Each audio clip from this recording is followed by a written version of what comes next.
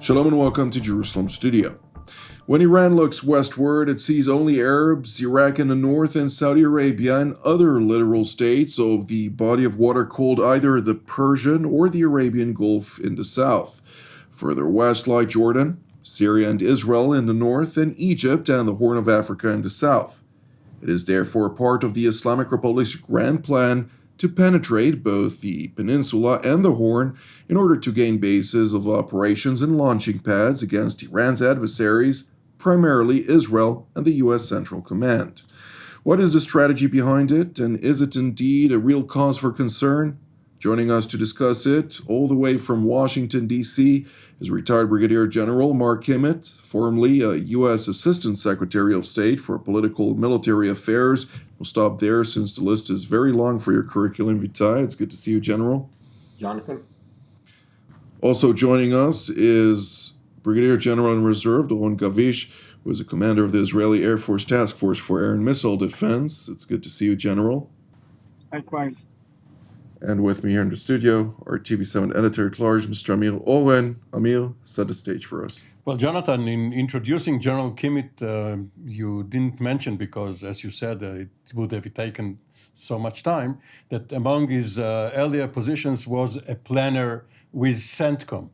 But the continents which you went over, including Africa, this is split between Egypt, which belongs to CENTCOM, and all the rest under AFRICOM, which was parceled out of EUCOM, the European Command. And this may pose some difficulty, as is always the case when you have two sub-organizations, because while Egypt has a lot of interests, some of them go south into Africa: Sudan, Ethiopia, Eritrea, Somalia, and Somaliland. We went over it in an earlier show. And, of course, further south, you have the East African countries like Kenya and Uganda. And Israel's strategic interests also lie there, but Israel cannot be so overextended now that it has so many other fronts to take care of. So it is living mostly, not solely, but mostly the Red Sea and Bab el-Mandeb, and further south to CENTCOM and NAVCENT. However, the Israeli Navy has announced that one of its submarines has been exercising in this area with other surface vessels of the Israeli Navy. So this is a sort of a signal whether it is adding to deterrence or not, now that the United States also has a submarine there. Used to be Florida, now Georgia, or is it the other way around? So Israel is banking on American help. There is also the coalition to do its work for it there. Indeed. Thank you, Amir. General Kimmitt, I'd like to ask you, as somebody who has been dealing with those various countries, of course, as part of U.S.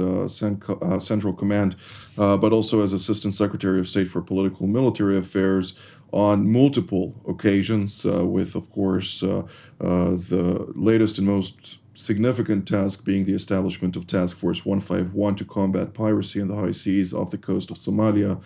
What is the major concern that, of course, we heard also the Deputy Commander of CENTCOM, Admiral Bradford Cooper, who formerly served as the head of the Fifth Fleet in NAVCENT, regarding Iranian entrenchment on the one hand, and also leading and directing, particularly Ansar Allah in Yemen, but not only there, seeking to expand that influence further.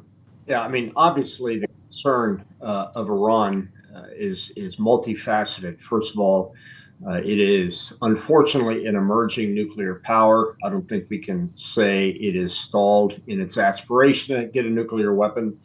So I think at this point we ought to recognize what it is, an emergent nuclear power. The second thing is obviously we're concerned about and have been concerned for years and years about the instability promoted by Iran around the region. It not only wants to expand its movement, but it wants to undercut the other Arab countries in the region, primarily Saudi Arabia, for claim of the two holy sites. It's also a proliferation concern because we would not expect that Iran is going to hold on to its nuclear capability all by itself. And last, it has a capability to interdict the flow of considerable oil exports out of the Arabian Gulf.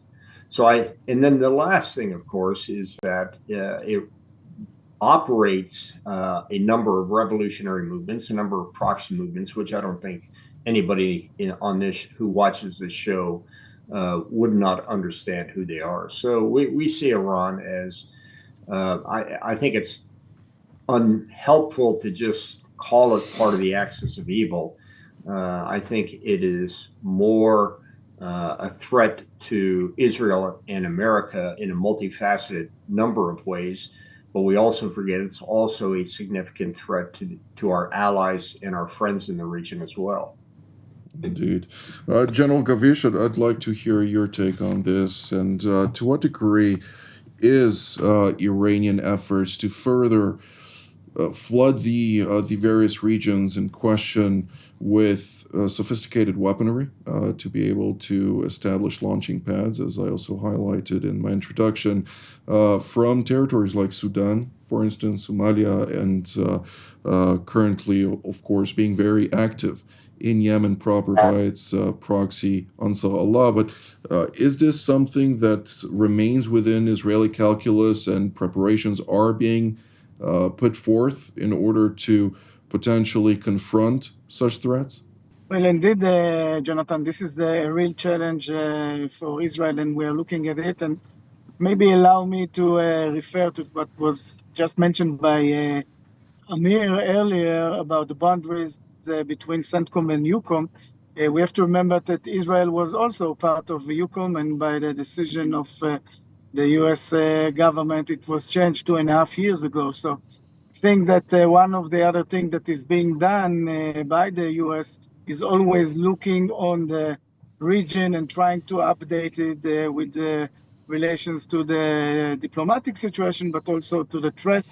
And you're right, Amir, this is something super important because when it is part of your region, it is much more easier to encounter it. And going back to your question, which is basically relating to what we just mentioned, is that this is, of course, a concern. We have to remember that this is the way that the Iranians are working. And, you know, we don't have to go far away to Africa. We see it more and more lately happening in the West Bank. The Iranians are trying to penetrate also the West Bank. They did it, of course, in Hezbollah, in Lebanon, in Hamas, in Gaza Strip.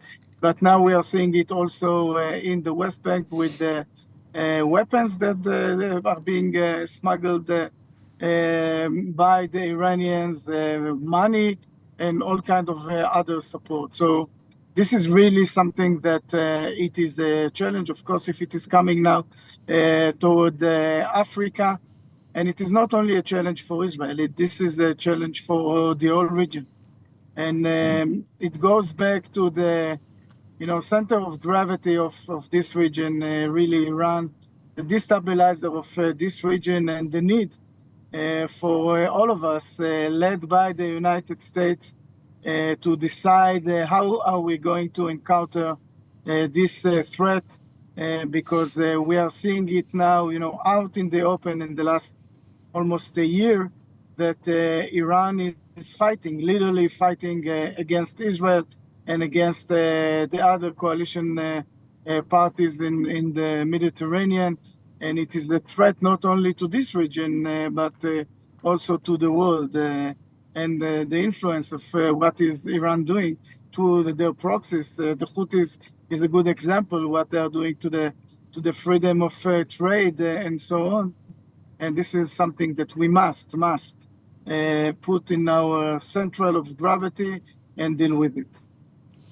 Thank you, General Gavish. Mr. Oren, in July, U.S. Central Command Commander Michael Kurilla sent a letter to his superiors in Washington, urging them to broaden the mandate granted to NAVCENT and the other components of CENTCOM to confront the threat emanating via the Iranian proxy Ansar Allah. This, of course, was published by the Wall Street Journal. Nevertheless, we do see a certain aligned statement coming out of CENTCOM with various signals urging for a broadening of mandate to confront this threat. What can you tell us about that? And is there currently, 2 months before the U.S. elections, a true specter or possibility to see that mandate broadened? Well, of course, as General Kimmitt can better explain and expand on, there is this reluctance in Washington on both sides of the aisle to get involved once again in so-called forever war. When you wage a war, you don't know that it will last forever, and you may argue that 20 years is not forever, but nevertheless, this is the discourse. What you quoted from General Kurilla reminds me of a conversation some 14, 15 years ago with then Major General Yoav Gallant, who was in charge of Israel's Southern Command.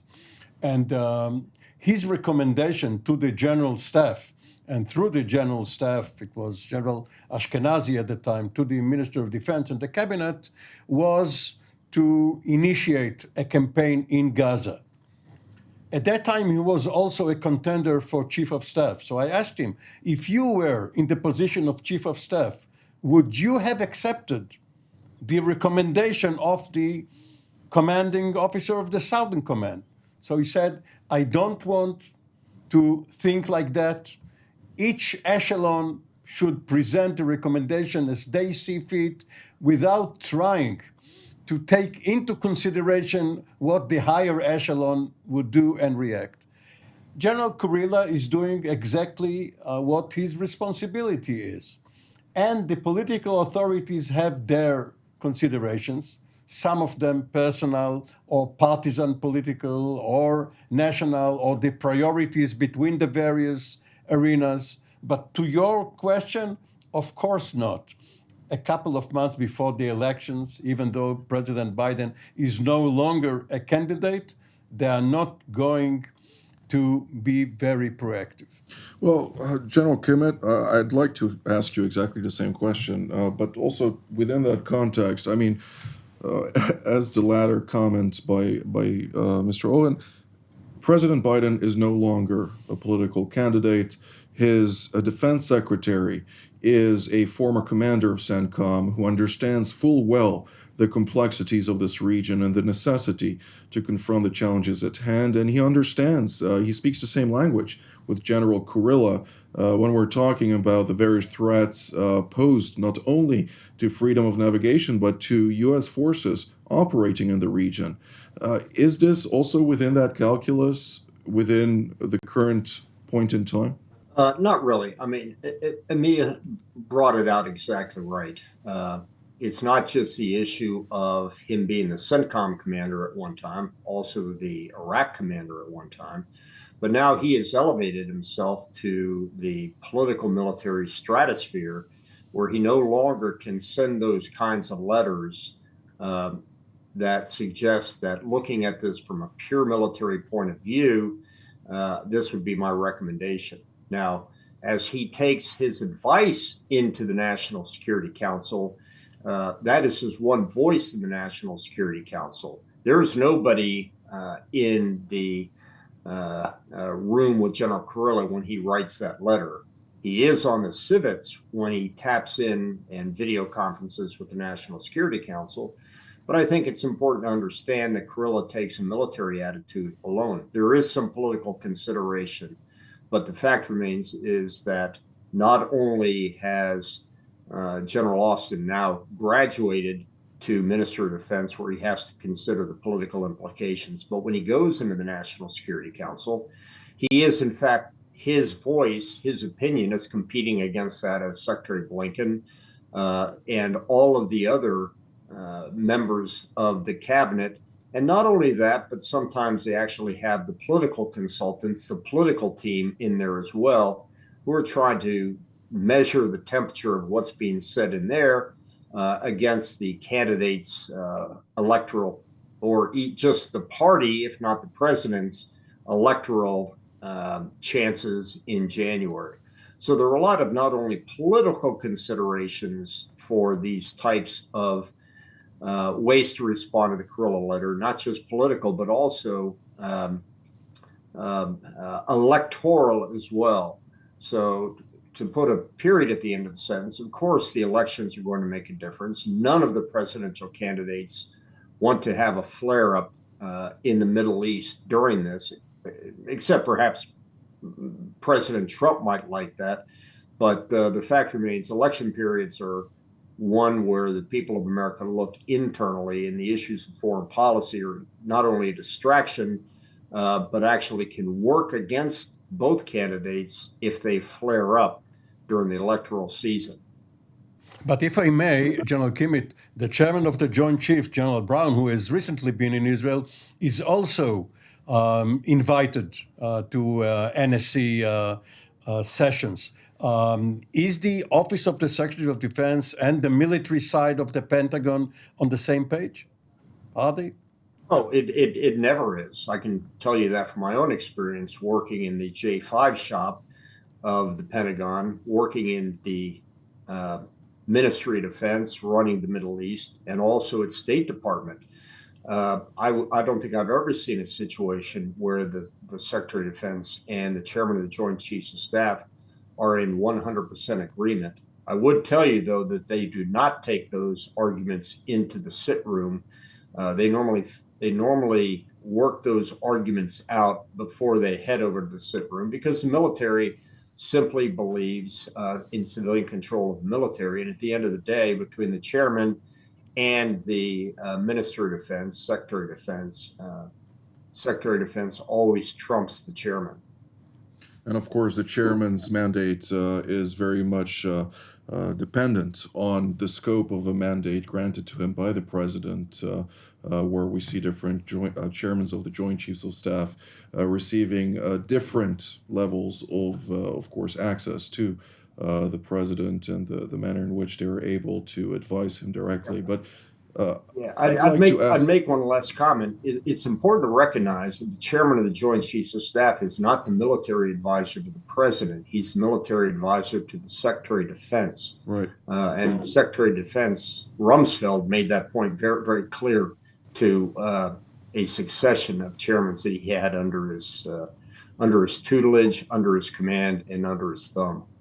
And yet we saw also Colin Powell during Bush Sr. receiving direct access to President George Bush. So again, it really depends on the president and the manner in which he expects to receive the various advisory or counsel. But I'd like to ask General Gavish specifically, since the United States under Central Command has basically compartmentalized Israel's activities in different locations, including specifically when dealing with the Houthis in Yemen, due to the various fronts that the IDF needs to contend with. And of course, it did greenlight, at least I assume it greenlighted, Israel's attack on the Al Hudaydah port, which ultimately brought about the destruction of a significant portion of that port and rendered it mute for quite a significant period of time. Nonetheless, when we're looking at the rising threat out of there, to what degree is the collaboration between the IDF and CENTCOM absolute? Well, Jonathan, it's a very tight collaboration, and we have to say that on the world of ballistic missile defense, the cooperation between the United States and Israel starts years and years ago. We remember the first time it was during the Gulf War that Patriot batteries were deployed here in Israel, and then starting for Desert Shield, a JTF that was deployed to Israel, Joint Task Force for exercises every 2 years. So this is something that really goes back mainly when we are talking about the relations between us on the air and missile defense. And of course, this was enlarged once we moved into CENTCOM, and the relations are even greater than the ballistic missile defense. And this is exactly what we are seeing in the last few months. You've talked about what is coming from the Houthis, so you're right. We have to remember that a lot of those UAVs that were basically shot toward Israel were intercepted by U.S. forces. But we also have to remember that the night between the 13th and the 14th of April, 300 projectiles coming from Iran toward Israel. 170 of them are UAVs, another 30 plus minus cruise missiles, and a large number of them were also intercepted by the U.S. forces belong to CENTCOM. This time it was the Air Force. So there is a very, very close relation between the militaries. We are really, we could say that we are working shoulder to shoulder, and the leadership of CENTCOM within the region is super significant for the defense of Israel, and I think for the defense of all the countries within our region. And we have to remember that we are sharing our data, our detection in this region, allowing each one of the participants to be alert toward threats that are coming, and it could come to different places within this region. So very tight relations, of course, enhancing the defense of Israel, but also the defense of all this region led by CENTCOM and General Kurila that we just mentioned. It's, of course, also important to mention the additional allies and partners operating in the Red Sea, particularly now when there are no U.S. assets in the Red Sea in this moment in time. But we see the British Navy, the Dutch Navy, the French and the Canadians, and so on and so forth. And the partial British embargo on Israel suspension of 30 licenses, of course. But again, they compartmentalized the two. Let's see whether or not this amplifies to more significant issues between the two countries in the future. Hopefully not. But if I may, in parallel, we have seen over the last several decades a new jointness, both between the Israeli Air Force and the ground forces, and between the IDF and the US military. Now, of course, it has its operational expression in the field and in protocols, exercises, but also in joint professional military education. People like General Gavish, as well as General Gantz and General Eisenkot and many others have been either to the Air War College, as General Gavish did, or the Army War College, as Eisenkot did, or National Defense University, as Gantz did, and many, many others have gone through the pipeline, have been speaking a common language, and therefore, when an American unit with American commanders gets to Israel, or vice versa, they are on the same page. Well, interoperability is vital in all levels of this alliance, which is, of course, US-led, but nonetheless, not to forget also the Greeks and the Italians and many more that are very much active in this sphere. But we don't have very much time left, for roughly 2 minutes. And for that, General Kimmitt, we see that in Sudan there is a certain change of balance between the rapid deployment forces and the government led by Abdel Fattah al-Burhan. Do you see the Iranian weaponry granted to the latter as the balance breaker, so to speak, that has granted him the capacity to have the upper hand? And if so, will this also potentially include a new, once again, relationship between Tehran and Khartoum? I think yes to both questions. It's clear that the Iranians have their eye on Sudan. I don't think they're going to slow down. I think they want to make that another proxy organization. And because of that, somehow their organizations have to start with an H so that they fit in with Hamas, Hezbollah, the Houthis, and the Hashid. I just can't figure out yet what starts with an H in Sudanese. Khartoum, well, KH. KH, yeah, that doesn't work. General Gavish, the last 30 seconds are yours. When we're talking about southern threats from Israel's perspective, of course, continued collaboration with CENTCOM and with additional allies and partners is vital. But are we seeing also a certain new collaboration, potentially also with AFRICOM within that context? Well, we are working with the CENTCOM, so everything that is being done through CENTCOM. We have to remember, for example, that today the Sixth Fleet is participating in the fight, but this is all under the umbrella of CENTCOM. I just wanted to add one note to what Amir was saying, is that, Amir, the difference is that we speak Hebrew, while our friends and brothers from the US, they speak English. So, but we try to understand each other. Indeed. Well, unfortunately, you don't have time to respond to that. I'd like to thank General Kimmitt and General Gavish for your insights, as well as Mr. Oren, of course, and I'd like to thank all of you at home as well. Until our next edition from here in Jerusalem. Shalom.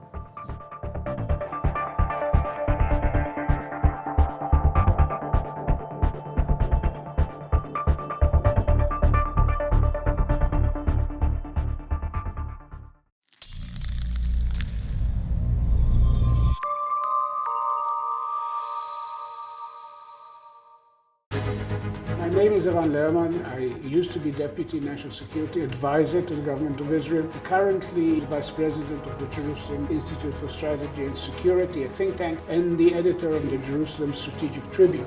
For the last few years, I've been a regular panelist for TV7, a fantastic opportunity to bring deep and analytical perspectives to the debate over regional affairs, Israeli affairs, international affairs, in the company of some of the best minds in Israel.